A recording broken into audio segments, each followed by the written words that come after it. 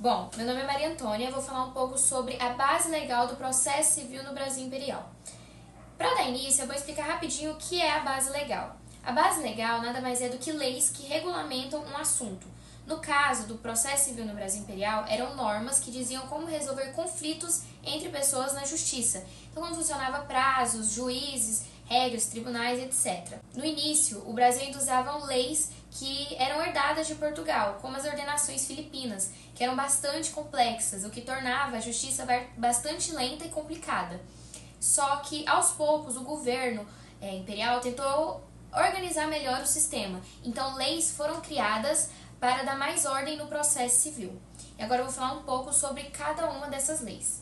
Bom, vou começar falando sobre o Código de Processo Criminal, de 1832. Por mais que seja criminal, esse código influenciou bastante no processo civil, porque criou o juiz de paz. O juiz de paz, ele resolvia conflitos pequenos, como discussões entre vizinhos e cobranças. Após, veio a lei de número 261, de 1841. Essa lei, ela reformou o Código de Processo Criminal e influenciou bastante no processo civil, porque ele criou o juiz de direito, que cuidava de casos mais complexos, além do Ministério Público, que começou a atuar mais nos processos diretamente. Logo depois veio o regulamento de número 737 de 1850, o primeiro Código de Processo Civil. Ele foi bastante importante porque ele trouxe mais organizações para os processos civis. Ele também definia prazos, etapas de julgamento e quem poderia recorrer de decisões, além de obrigar as partes a terem advogados para representá-los. E por fim, veio o decreto de número 5.129 de 1872. Esse decreto, ele consolidou várias regras que estavam espalhadas em diferentes leis, o que ajudou a padronizar mais os processos. Nessa época, o governo até tentou criar um código civil para o Brasil, mas esse projeto nunca saiu do papel até a proclamação da República, né? Tá, agora como funcionava a justiça na prática? Bom, o Brasil Imperial tinha uma estrutura judiciária que definia quem julgava o quê, e eu vou citar algumas delas. O juiz de paz, que nem eu citei no início, que era para pequenas causas e conciliações, o juiz municipal, que eram para processos civis de maior valor, juiz de direito, que era para julgamentos mais complexos, tribunais de relação, que é o equivalente aos tribunais de segunda instância hoje, e o Tribunal de Justiça, que era o mais alto tribunal do Império. Com essa estrutura, as pessoas tinham um caminho mais estruturado para resolver seus problemas legais, só que ainda tinha bastante falhas e era bem burocrático. Então, resumindo, no Brasil Imperial, o processo civil começou bastante desorganizado, seguindo regras de Portugal. Mas, com a criação de leis e decretos, que nem eu citei, foi dando mais estrutura e mais organização para esse sistema. Mas, ainda assim, um Código Civil só veio ser criado muitos anos depois, com a proclamação da República. Bom, para finalizar minha parte, eu vou falar um pouco sobre a diferença do processo civil no Brasil Imperial para hoje em dia. Obviamente, a diferença é gigantesca. Na época, as leis processuais eram bastante desorganizadas. Tudo era muito concentrado nas mãos dos juízes, então as regras não eram tão claras e os processos eram bastante demorados e burocráticos devido à comunicação bem precária que era da época, o que é muito diferente hoje em dia. Hoje, nós temos o Código de Processo Civil de 2015, que estabelece regras e regulamentações para todas as etapas do processo. Alguns tópicos importantes dessas mudanças, é o uso da tecnologia, prazos e formalidades mais definidos, direitos de defesa e recursos e, maior acesso à justiça, já que na época o acesso à justiça era apenas para a elite, já que os advogados eram bastante caros, então só a elite tinha acesso à justiça. Hoje em dia nós temos a Defensoria Pública, juizados especiais e outros mecanismos que facilitam ainda mais o acesso comum à justiça. Bom dia, meu nome é Nicolas. Sobre a estrutura judiciária no Brasil Império, é possível afirmar que ela é uma organização hierárquica do sistema de justiça, que define as instâncias devido aos conflitos. Assim, quanto à sua origem, ela surgiu com as capitanias hereditárias, que são a primeira divisão administrativa do Brasil, lá antes do Brasil Império, enquanto o Brasil ainda era uma colônia. Nela, os capitães donatários eram como se fossem os governadores das capitanias hereditárias, cuidavam da administração, etc. E eles eram responsáveis por dar cargos para juízes e outras pessoas que trabalhavam no sistema judiciário. Foi a primeira vez no Brasil em que houve de fato um sistema judiciário. No governo geral, a justiça foi estruturada em 3 instâncias. Dos séculos XVI aos XVIII foram instaladas as primeiras comarcas no Brasil. Em segunda instância foram instalados os Tribunais de Relação da Bahia, em 1609, e o Tribunal de Relação do Rio de Janeiro, em 1751. Posteriormente, os Tribunais de Relação do Maranhão, em 1813, e de Pernambuco, em 1822. No mesmo ano de 1822, ocorreu a independência do Brasil, e a Constituição do Império, que foi redigida em 1824, determinou a criação do Supremo Tribunal de Justiça, que foi instalado em 1829.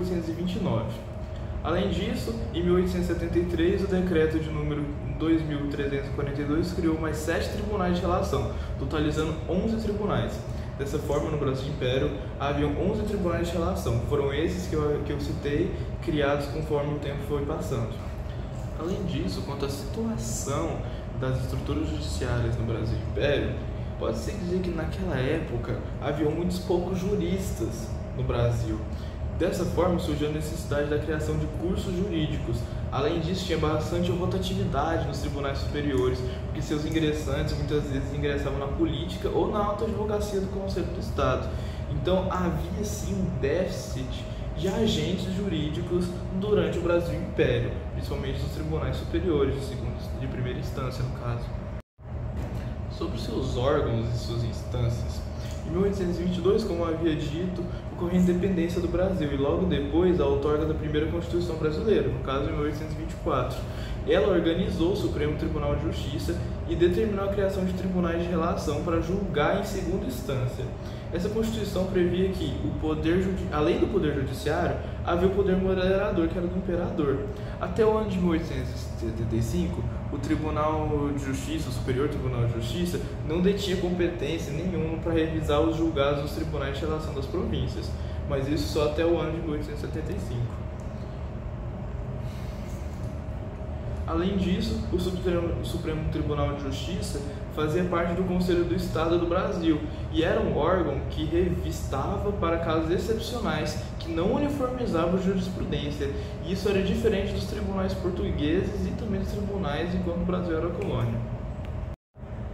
Durante o período imperial brasileiro, a organização do processo civil refletia a estrutura política e jurídica estabelecida pela Constituição de 1824, a primeira do Brasil independente. Nesse contexto, a justiça era fortemente influenciada pela centralização do poder monárquico e pela constitucionalidade das normas processuais herdadas no período colonial. A Constituição de 1824 estabeleceu a base do sistema judicial no Império, inspirada no modelo liberal da época, mas com forte centralização. Ela previa a divisão dos poderes e instituiu o poder judiciário como um dos pilares do Estado. No entanto, a justiça ainda operava sobre o modelo das ordenações filipinas, vigentes desde o período colonial. As regras processuais eram marcadas pela formalidade e pelo rito escrito, sendo um sistema lento e burocrático. Com o tempo, reformas foram sendo implementadas, como o Regulamento 737 de 1850, que normalizou o processo comercial e foi posteriormente estendido ao processo civil. No entanto, até o final do Império, o Brasil não possuía um Código de Processo Civil Nacional. O Conselho do Estado, criado pela Constituição de 1824, tinha função consultiva e auxiliava o imperador em diversas questões, inclusive nas judiciais. Apesar de não ser um órgão do Poder Judiciário, sua atuação era relevante para o processo civil, pois participava da revisão de processos e da formulação de pareceres que poderiam influenciar decisões judiciais. Além disso, o Conselho reforçava a centralização do Poder Judicial nas mãos do imperador, que detinha a prerrogativa de nomear juízes e influenciar a interpretação das leis. Essa estrutura refletia as características do sistema judicial imperial, em que a imparcialidade e independência do judiciário ainda eram limitadas. Em conclusão, o processo civil do Brasil imperial foi marcado por um sistema de justiça centralizado, baseado em normas coloniais e influenciado pelo Conselho de Estado. Somente com a proclamação da República e a Constituição de 1891 é que se iniciou um processo de descentralização e modernização do direito processual civil no Brasil. Bom dia, meu nome é Matheus e venho aqui falar das formas de processo no direito processual civil no Brasil Império. E bem, o processo civil, de maneira geral, era bem parecido com os dias de hoje.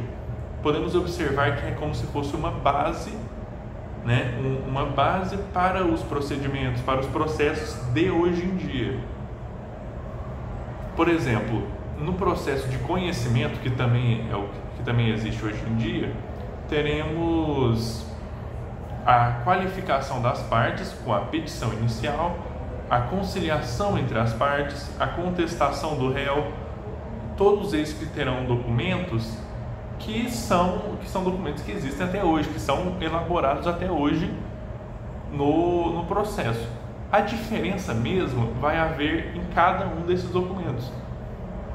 A petição inicial do Brasil Imperial não é a mesma da petição inicial de hoje em dia, principalmente porque tem algumas outras regras bem mais específicas que mudaram, a própria contestação do réu mudou, e essas partes específicas referentes aos documentos serão elaboradas mais à frente do vídeo.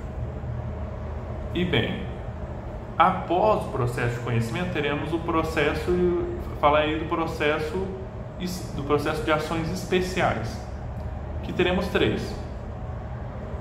O processo executivo, sumário e sumaríssimo. O executivo é mais referente às áreas fiscais, tributárias, nessas áreas, causas de valores um pouco mais elevados.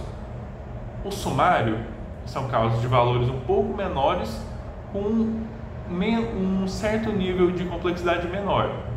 E as sumaríssimas são os de valores ínfimos, valores mínimos, e com uma complexidade bem menor. Após isso, teremos o processo de execução, que se assemelha com o dia de hoje, com a execução do réu. E após isso, teremos a fase recursal, que poderá recorrer até o Superior Tribunal de Justiça, tal como é hoje. E assim como eu havia dito no processo de conhecimento, as diferenças maiores, mais específicas, estarão justamente nesses documentos e nas formas que são feitas cada uma, que serão tratadas mais à frente do vídeo também. Diferente do que temos hoje, o Código de Processo Civil não era unificado. Em vez disso, ele era baseado em normas esparsas, como a Regulamentação 737 de 1850, que tentou organizar os processos comerciais, e a Consolidação de Ribas de 1878, que tentou sistematizar as regras civis. As ações civis eram classificadas de maneira semelhante às tradições do direito português. Podemos dividi-las em 3 grupos: as ações prejudiciais, reais e pessoais. As ações prejudiciais eram utilizadas para determinar o estado civil de uma pessoa, por exemplo, se é cidadão brasileiro ou estrangeiro. As ações reais eram utilizadas para disputas de propriedade e posses de bens, como a reivindicação de terras, especialmente após a Lei de Terras, de 1850, que proibiu a posse por simples ocupação. E por último, as ações pessoais, que se relacionavam às interações entre os indivíduos, como contratos e cobranças. Quanto ao funcionamento dos processos, o trâmite das ações era lento e burocrático, pois não existiam tribunais especializados para os processos civis. Os casos eram julgados por juízes ordinários ou pelas relações, que era o Tribunal Superior da época. Algumas das etapas principais dos processos eram a petição inicial, em que o autor apresentava ao juiz uma exposição dos fatos, suas demandas e fundamentos legais; a citação do réu, em que o réu apresenta sua defesa, incluindo exceções processuais como defesa do mérito; a instrução probatória, em que ambas as partes tinham a oportunidade de apresentar suas provas documentais, testemunhais e periciais; a sentença, que era feita de acordo com a lei vigente; e, por último, os recursos, em que, se uma das partes se sentisse insatisfeita com a sentença, ela poderia interpor recursos em instâncias superiores, como o STJ, que foi criado pela Constituição de 1824. A falta de um código único trazia muitas incertezas, tornando o processo ainda mais desigual, até porque muitas das vezes sofria influência política e econômica. Além disso, o próprio processo civil já enfrentava dificuldades, como o excesso de formalismo, tornando os processos ainda mais lentos, a influência política, pois muitos dos juízes eram nomeados pelo imperador, comprometendo a imparcialidade do processo, e a dificuldade do acesso à justiça, porque apenas as pessoas com recursos financeiros conseguiam um litígio eficaz. Apesar dessas dificuldades, houveram tentativas de modernização, como a criação do cargo de juiz de paz, feito pela Constituição de 1824, que buscava aproximar a justiça da sociedade. As ações civis no Brasil eram caracterizadas por um sistema judiciário de transição, que buscava se adaptar à realidade de um país recém-independente. Apesar das influências das ordenações portuguesas, houve esforços para criar uma nova legislação que se adaptasse às particularidades do Império. Esses aspectos históricos são fundamentais para a gente compreender a história do direito do processo civil. Muito legal vai estar falando sobre como eram os procedimentos dentro do processo civil do Brasil Imperial, trazendo também um paralelo com os dias de hoje. Bom, antigamente seguia muito parecido com a mesma forma da ordem das coisas, da ordem dos atos. Primeiramente, se tinha a queixa, a citação, depois ia a citação do réu, propriamente dito. Isso que nós falamos era a respeito dos processos ordinários, dos procedimentos ordinários. Agora, também seguindo o segundo ponto da minha fala, a respeito dos processos sumários, que seriam aqueles de menor potencial, aqueles que seriam menos burocráticos.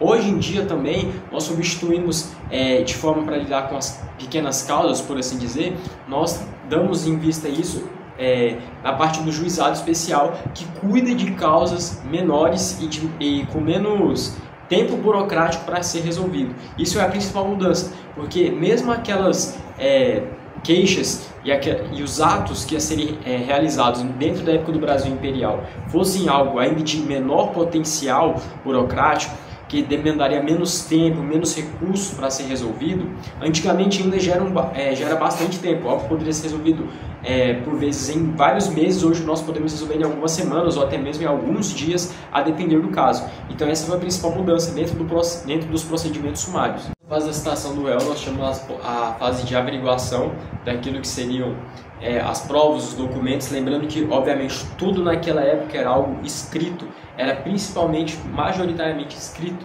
e isso, tendo em consideração essa parte, após essas 3 fases, o juiz iria dar a sentença dele, o veredito dele. Porém, como imaginando que as coisas eram muito mais rudimentares à vista da época que nós vivemos hoje, o processo podia durar vários anos, podia durar muito tempo para ser levado. E uma diferença para os dias de hoje é que, obviamente, com a vista daquilo que nós temos, que é o digital, isso foi se modernizando muito mais. Hoje nós podemos ter várias partes dentro dos atos dos procedimentos, dentro do procedimento nós podemos ter a versatilidade de lidar com mais fluidez, com mais rapidez com aquilo que seriam os procedimentos dentro do processo civil. Então isso facilita muito mais, isso desafoga mais a máquina pública, isso desafoga mais a máquina do Estado, para que isso consiga gerar mais versatilidade naquilo que tange os próprios processos. E isso dá mais garantia de que tudo que está sendo contemplado, está sendo citado, está sendo visto para ser julgado, visto para ser requerido através do membro da sociedade, possa ser mais hábil para ser entregue ou ser negado de toda forma. De execução, por exemplo, na parte das cobranças e pagamentos de dívidas, antigamente era algo muito mais difícil de você encontrar que era o devedor e fazer com que ele pagasse à força aquilo que era necessário, por algum método, não necessariamente pelo uso da força, mas de alguma forma impondo o pagamento. Antigamente isso poderia até mesmo resultar no não pagamento, por até mesmo não achar a pessoa, os meios eram muito mais escassos. Hoje, entretanto, nós temos muito mais oportunidades e o Estado ele se dispõe de muito mais mecanismos para que seja imposto, para que se possa impor o pagamento das dívidas e de cobrança de alguma forma, sendo a forma de achar a pessoa, endereço, formas de comunicação dela, as contas bancárias, enfim, porque antigamente o dinheiro era muito mais recluso ao indivíduo também, apesar de já ter alguma forma de sistema de recolhimento, mas ainda assim era mais individual. Agora não, o dinheiro das pessoas ela já está muito mais disponível dentro daquilo que seria formas públicas se ter o controle, né? Os bancos e os bancos também com vínculos estatais, por exemplo. Então, essas são as principais diferenças dentro dos processos ordinários, os processos sumários e também os processos executórios, dentro da parte das cobranças e pagamentos. Hoje, o que nós podemos ver e atestar é que, com base naquilo que seria o meio digital e a nova forma de se pensar o Código Civil dentro do processo civil também, da mesma forma, é muito mais eficaz a realidade de hoje. Porque, obviamente, o direito acompanha a mudança social e a mudança social também é baseada naquilo que são as mudanças tecnológicas. Então, hoje, nós dispomos de muito mais recursos para fazer os processos ordinários andarem mais rápido, os processos sumários andarem mais rápido e os processos executórios dentro das cobranças e pagamento de dívidas. Falando de um dos fatores que mais atrasava os processos no Brasil Imperial, eram os recursos. Qualquer decisão no Brasil Imperial podia ser contestada, o que fazia que os processos fossem protelados, que eles demoravam muito. Já hoje em dia, os recursos ainda existem, mas há filtros para evitar os abusos dos recursos protelatórios. A principal mudança é o maior controle sobre os recursos para evitar os atrasos nesse tipo de situação.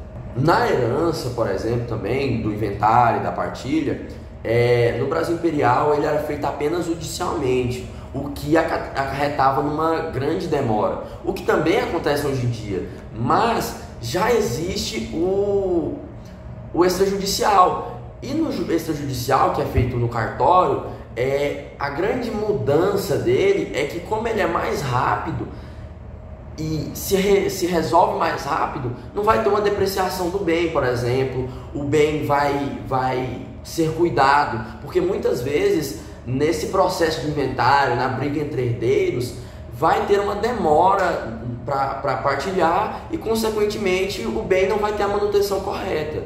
Findando finalmente esse assunto, no Brasil Imperial, o que nós vemos é que os processos eram lentos e extremamente burocráticos, porque tudo era feito manualmente e dependia de registros escritos. Hoje em dia, com o Código de Processo Civil de 2015, os procedimentos são mais ágeis, digitais e acessíveis. Os recursos como o processo eletrônico, juizados especiais e o bloqueio de bens online reduziram o tempo dos processos e trouxeram mais eficiência ao sistema judiciário. Ou seja, antes os processos eram manuais, demorados e sujeitos a muitos recursos. Hoje em dia os processos são eletrônicos, decisões mais rápidas e um maior controle sobre os recursos que são interpostos, impetrados, como o habeas corpus. E concluindo é isso.